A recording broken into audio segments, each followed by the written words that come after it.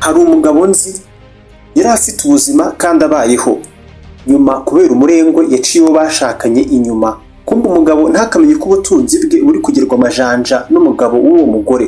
Uko byarangiye yafatiwe mu cyuho, ubutunzi bwe yarabunyazwe, ubutunzi bwe yavunikiye abunyagwa atarwanye, byose biturutse byonyine ku irari ry'umubiri ubundi ritari bumare n'amasaha.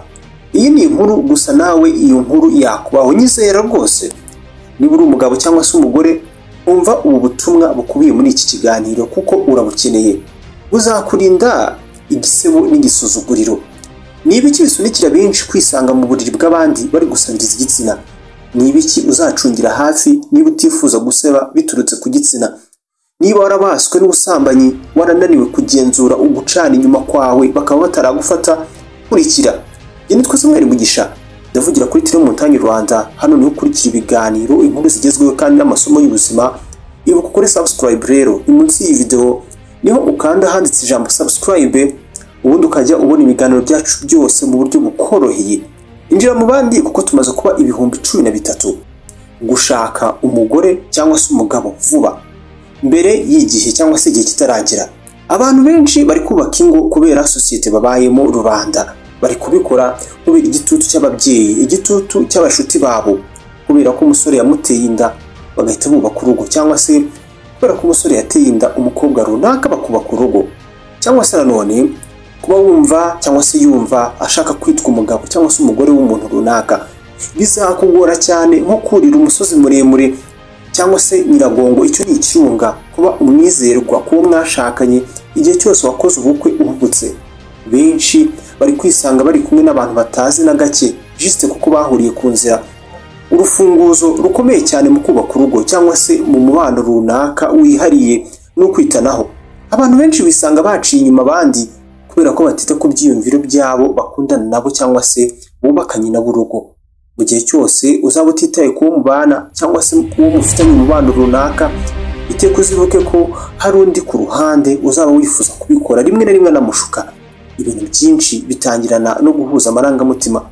Ukwiye gushyira umubano ukomeye hagati yawe n'abiwawe, mukavugana kenshi neza kandi ntimugasunikire hirya, ntimugabiterere iyo ngiyo, ntugasigamo icyuho na gike. Imico n'ingeso zacu za kera, imico n'ingeso zacu za kera. Niba mu bwana mu buto bwe yari umusambanyi bikomeye, ni ibintu bizaba cyane ko azabikomeza nagera no mu rugo amaze gushaka, keretse byonyine ahinduye ahashize he. Nyamara ibi ni ibintu bigoye. Uwo musore wawe atekereza iki kuri iyi ngingo? Uwo mukobwa wawe se atekereza iki? Yitwara gute ku ngingo y'ubusambanyi?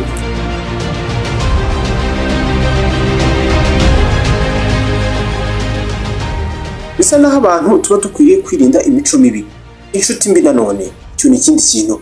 Ihene nziza ngo ntawe uyizirika kumbi.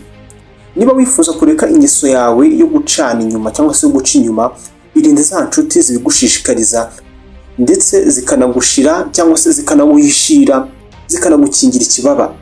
Rimwe na rimwe zirabigukorera kubera ko nazo nibyo zibera. Muhindura inshuti rero. Iyo ibyo ukeneye mu guhuza ibitsina iwawe utabibonye, utabihaboneye, uzisanga kenshi wisanga uca inyuma abiwawe. Reka tubyumve neza tubisobanure.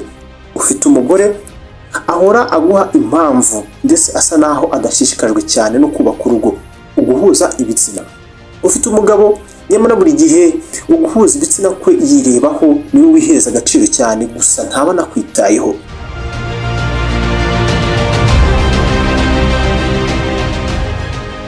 Ibi ni ibintu bisunikira benshi kwisanga mu moshya yo gucana inyuma. Byaba byiza rero mukosoye utu tuntu niba mudukora. Abagabo bakwiye kwiga uburyo bita ku bagore babo, yewe no mu buriri aho tutabareba, aho tutababona. Abagore mukwiye kwiga uburyo mushimisha abagabo banyu, uburyo mubavugishamo cyangwa se abakunzi banyu. Abantu bahora mu makimbirane baburana mu mubano wabo, biba bigiye kuba cyane vuba cyane ko bisanga batakiri kumwe. Kubera iki? Uhora ufite ibintu by'intonganya, ibintu uri gutonganaho. Ku bantu benshi babayeho cyangwa se babayeho gutya, usanga bisanze bashatse abandi ngo baganirize ibyabo kurusha abo bashakanye cyangwa se abo bakundana nabo, ari nako gucana inyuma bitangira. Abantu batifuza gucibwa inyuma cyangwa se guca inyuma abandi mufite kwiga uburyo mwajya mukemura ibibazo vuba, mukwiye cyangwa se mufite kwiga uburyo mutangira gusobanukirwana mwembi hagati yanyu. Reka tuvuge ku kazi, abantu dukorana nabo. Nawe wigeze wibaza impamvu affaire nyinshi, ubusambanyi bwinshi bubera mu kazi cyangwa se ku kazi? Ku kazi abantu tuba dukorana nabo abenshi muri bo ntabwo ari abo mu miryango yacu.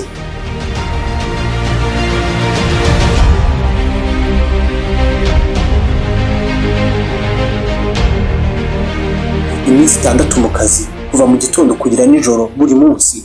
Iyo wisanga impande yawe hari abakozi bambara imyenda y'ubushotoranyi, babandi bagushimagiza kuruta yewe n'uwiwawe, byaba byiza ubaye maso. Niyo mpamvu ubusambanyi kenshi bubera mu kazi. Biturutse mu kazi, abantu tumarana nabo umwanya munini nibo duhuza nabo. Iryo ni ihame. Inama: itondere cyane umwanya umarana n'uwo mwashakanye, uwo mukundana. Taha mu rugo kare, reka kandi wemerere ko uwo mwashakanye cyangwa se mufitanye umubano runaka amenye inshuti zawe za hafi. Nugera mu rugo hita ujya muri douche, uwiwawe yumve neza nanone originality cyangwa se umwihariko wawe. Irari: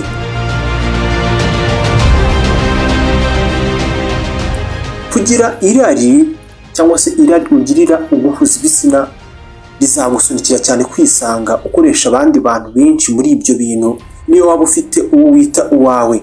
Nawe wigeze ubona ukuntu abagabo bakurikira ijipo naho yanitse bamwe muri bo? Umuti n'urukingo by'irari ubundi ni urukundo. Ugomba kureka kwikunda cyane wowe wenyine cyangwa se kwirebaho wowe wenyine, aho ugashyira mu gaciro n'uwawe mufitanye umubano runaka mu buzima. Shaka ubujyanama, ubutumwa bugufi, za groupe za WhatsApp, hose baba bavuga ibyerekeye ibitsina cyangwa se no guhuza ibitsina, sohokamo. Mu bintu bituma abantu bacana inyuma dusangamo n'intera, distance. Abantu basezeranye kubana iyo batabonana kenshi cyangwa se abafitanye umubano runaka bisanga mu moshya. Murumva amakosa? Niba utiyubaha uzisanga watangiye gukuruza inda hasi impande y'uwo muri kumwe, wibwira ko urukoze icyuho cy'uwo wasize mu rugo. Uyu munsi telefone cyangwa se ikoranabuhanga ryatuma uvugana n'uwawe bitabaye ngombwa ko umuca inyuma. Mwiteho kandi umuha agaciro, mubwizanye ukuri ku byo murimo n'abo muri kumwe. Ubufasha: abantu benshi bagira umutima mwiza bisanga baciye inyuma abandi kubera ubushake n'ibyifuzo bibaganisha ku gufasha abandi. Ufashwa niba atari uwo muhuje igitsina, ishyano riraguye. Bisanga bagize ibyo bakora kuko ufasha n'ufashwa birangira bumva bakeneranye, buri wese ahaye agaciro undi. Gufasha ni byiza, gusa igihe ufasha uwo mutari igitsina kimwe, umugabo wawe, umukunzi wawe azaba abizi. Abantu bamwe bisanga bakora akazi gatuma batabonana cyane, bisanga bahora mu ngendo cyane kandi bakorera ahantu habashyira mu byago byo kuryamana n'abandi. Niba uri umunyantege nkeya uzahagwa ahantu nk'aha. Mu kazi ukora ni byiza gushyira umuryango wawe imbere, kandi imbere ya byose. Ibi ngibi uzabirokoka nubigenza gutya, ibintu by'ubusambanyi no gucana inyuma n'ibisebo bivamo.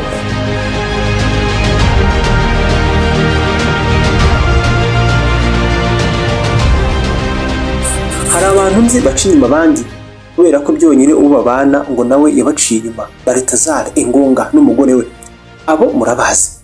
Ushobora gutekereza gukora ibi wibwira ko uri guhana uwo mubana cyangwa se mukundana, nyamara uba uri kwishyira hasi ndetse no kwishuka, ahubwo ndetse uteshuka ku mahame yawe kubera ko yakubabaje. Bivuze ko ugiye guhindura uko uteye, ntukemerera amakosa y'uwo mubana ahindura uwo uriwe.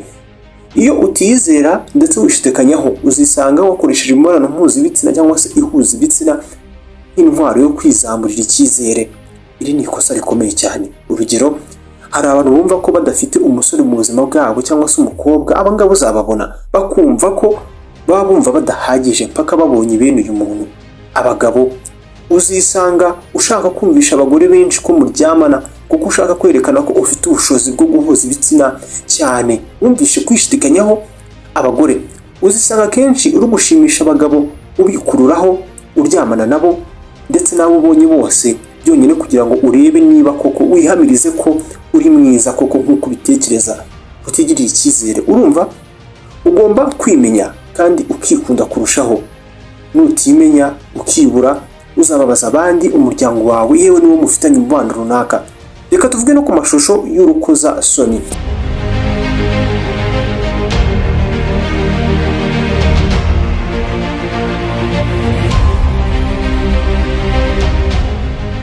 kureba bene ibi ubusa naho umenyereza ubwonko bwawe gushaka no kwifuza guhora ubona amavideo nk'aya n'amafoto ateye isoni, bizagusunikira guhora ushaka uguhuza ibitsina kuko ubwonko bwawe nta kindi bumenyera uretse kwifuza ibirenze ibyo uwo mwashakanye afite.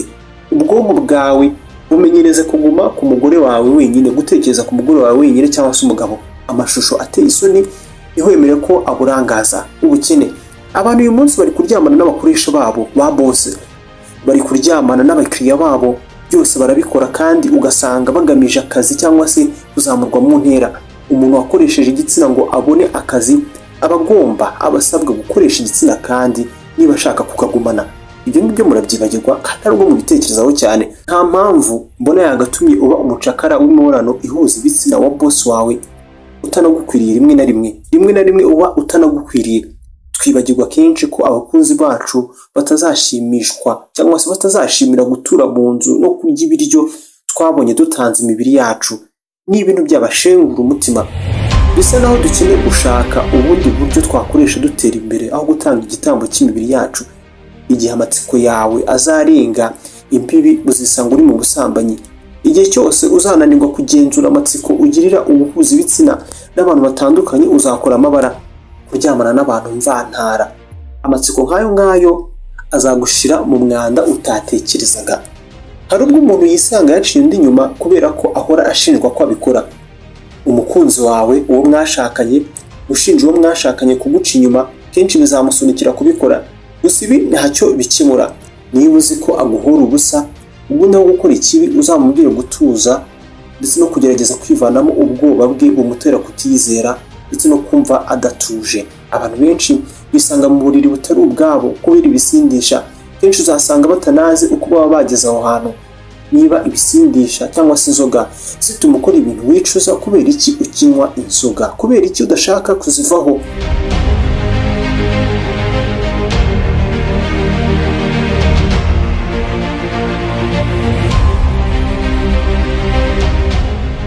Ukutihangana nako kuri mu bintu bisiga abantu benshi icyasha. Abantu benshi bananirwa kuba abizerwa kubera utuntu duto, nyamara bibagiwe ko nibamara komorwa ibikomere byabajyanye muri utwo tuntu duto bazifuza kugaruka mu rugo. Ibibazo tutarangije. Niba hari umuntu mwize kujya muryamanaho mukarekana, jya umenya ko ibintu wabirangije 100%.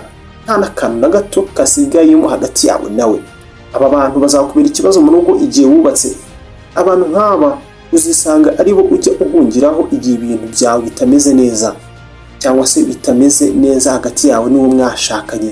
Amateka azagusubiza mu buyobe. Bisa n'abantu dukwiye kujya dufunga inzugi zahashize hacu tukadanangira, kuko niba uri umunyantege nkeya uzahagwa. Abantu mwagiranye ibintu by'inkundo bavane mu buzima bwawe burundu. Ugomba kandi gucunga neza ziriya nshuti zawe. Hari inshuti birangira zirengereye. Ikibi cyacu natwe turazihorera. Iga kandi wituze guca umurongo ntarengwa mu gihe uri kumwe nabo mudahuje ibitsina cyangwa se uri kure y'uwo mwashakanye cyangwa se uwo mufitanye umubano wihariye. Nyuma na nyuma ntukabure intego. Abantu bashakanye iyo badafite intego y'urushako rwabo aho bifuza kugirana, ahubwo bakaba barabigabanyirije gusa, barabirangirije mu gushaka ubuzima ndetse no kwishyura amadeni, uzisanga kenshi uwo mwashakanye uri kumuca inyuma byoroshye, ufata abandi ubonye, abo ubonye bose. Mugire intego. Urugero, turifuza kuzabona abana bacu bose barize bararangije amashuri, turifuza kuzakundana mpaka dukoze ubukwe bwemewe n'amategeko. Izo zaba ari intego nziza. Abantu bakundana bakagize intego ubundi mu by'ukuri. Uzahore wibuka kandi ko Yesu akiza. Iryo ni ijambo rya nyuma, ni ijambo ry'Imana, ni muryakire. Ku kirahuri cyawe nagushyiriyeho indi video wareba, ndabizi urayikunda. Mwibuke mukore subscribe muri benshi, dusubire mu bindi biganiro naho ubutaha.